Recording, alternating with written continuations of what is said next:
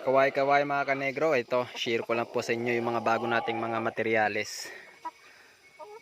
5 na hens, apat dyan ay decal brown at isang Rhode Island red. Ito pampunto ni Sir Joseph from Kalungan. Ayan mga idol, napakalulusog na mga hens. Ayan, pagod sila sa biyahe mga idol.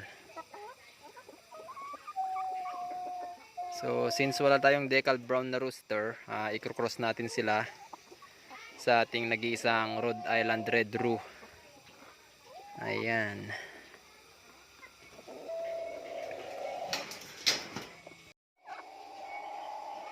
At bago natin to isalang sa ating rooster, ay papaliguan muna natin sila bukas, tsaka pupurgahin para mas maganda yung breeding natin mga idol. Wala kasi dun sa dun sa range niya, mga Texas yung nagcro-cross sa mga to. Kaya kailangan purgahin para mas maganda yung kalalabasan ng kanilang mga sisiw.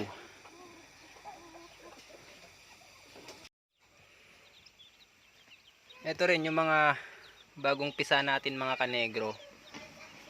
Mga iba't ibang breeds. Meron dyan, halo-halo yan. Native, Black Astrolorps, Rhode Island Red, tsaka yung BPR. Sama-sama na yan dyan. Bukas, lahat ng mga Rhode Island Red dyan, kukunin na nila mga idol. Ayan. Sa mga gustong mag-avail, sa gustong magkaroon at magsimula ng pagmamanok, direct message lang po, pag-usapan natin yan.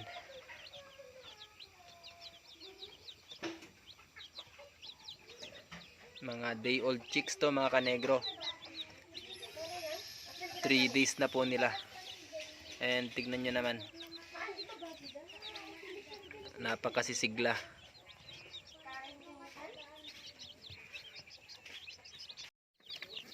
And dito sa brooder natin, meron din tayo dito mga idol. Dito rin naman yung mga Black Astrolorps natin. Kasama dito yung mga Serama, Bantam, tsaka yan yung Dongtao natin, mga Brahma. Yan po yung mga na-unlock natin na mga breeds mga kanegro, kamakailan lang. Yung Dongtao, ayan sila, Dongtao chicks. Ayan, at yung isa dyan, ayan, Brahma chicks yan, Brahma chick, tatlo yan, tatlong sisiw ng Brahma.